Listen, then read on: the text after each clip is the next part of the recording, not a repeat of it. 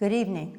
I appreciate the opportunity to speak directly to the American people tonight about how we can end this shutdown and meet the needs of the American people.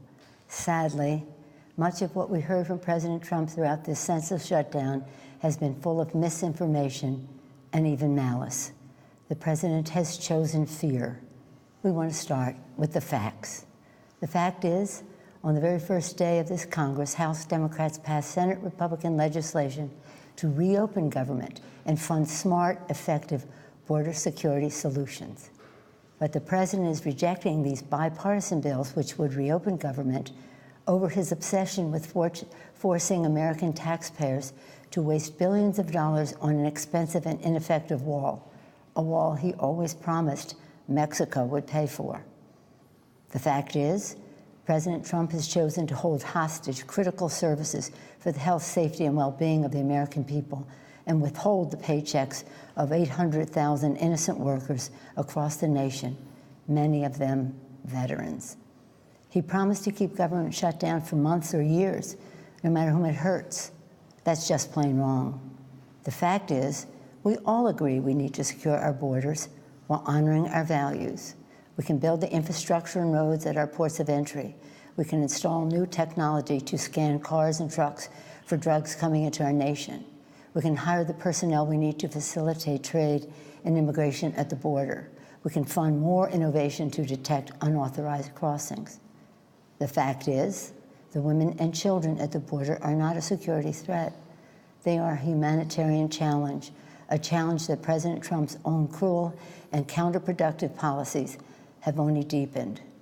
And the fact is, President Trump must stop holding the American people hostage, must stop manufacturing a crisis, and must reopen the government. Thank you. Leader Schumer?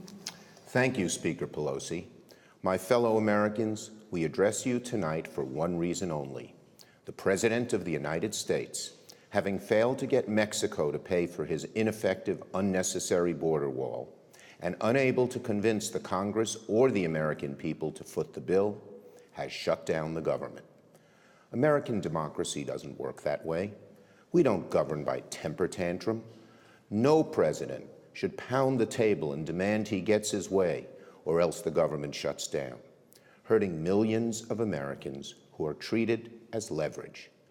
Tonight, and throughout this debate and throughout his presidency, President Trump has appealed to fear, not facts, division, not unity.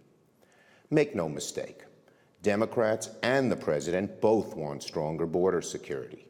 However, we sharply disagree with the president about the most effective way to do it.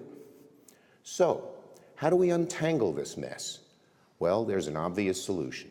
Separate the shutdown from arguments over border security.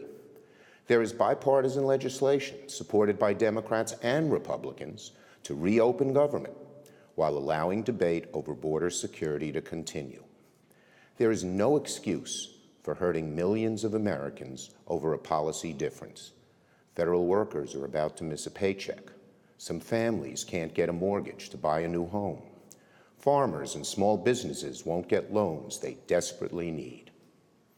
Most presidents have used Oval Office addresses for noble purposes. This president just used the backdrop of the Oval Office to manufacture a crisis, stoke fear, and divert attention from the turmoil in his administration. My fellow Americans, there is no challenge so great that our nation cannot rise to meet it. We can reopen the government and continue to work through disagreements over policy. We can secure our border without an ineffective, expensive wall. And we can welcome legal immigrants and refugees without compromising safety and security. The symbol of America should be the Statue of Liberty, not a 30-foot wall. So our suggestion is a simple one. Mr. President, reopen the government and we can work to resolve our differences over border security, but end this shutdown now. Thank you.